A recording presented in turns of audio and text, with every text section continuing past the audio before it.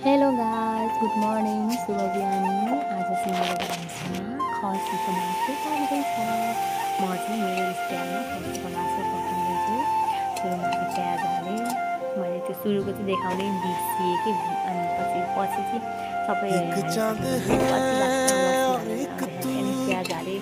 सबै अगाडि नै हाल्छ मासु अनि पछि अनि लसुन हालेँ, चलाएर एकछिन छोपिदिएँ अनि मेरे रूबरू कैसे बता जो चोरियां आँखों ने की उसकी सजा दिल ने सही कर जो दिया अब ये गुनाह मंजूर है हर वो सजा।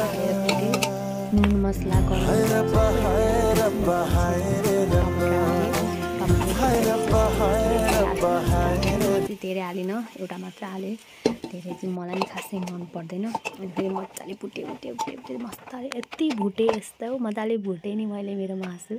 अनि त्यसबाट नुहाएको थिएँ, अनि त कस्तो चिसो भएको थियो। अनि तातो पानी खाएँ, ढक्कल पारिदिएँ, तातो पानी खाँदैछु क्या। अनि त्यसबाट फेरि मासुलाई हेरेँ भएको रहन्छ, अनि फेरि मजाले चलाएँ, मजाले भुटेँ, अलिक बेलै भएको रहन्छ। अनि फेरि हेर्दै चलाउँदै भुट्दै गर्दै अनि लास्टमा चाहिँ भइसकेपछि चाहिँ अनि तातो पानी हाल्दै अलिकता थोरै आज चाहिँ म त्यस्तो मजाले रस हाल्दिनँ कि हल्का ग्रेभी बनाउँछु भन्ने सोचिरहेको थिएँ।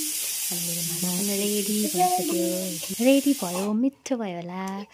Okay, by by guys.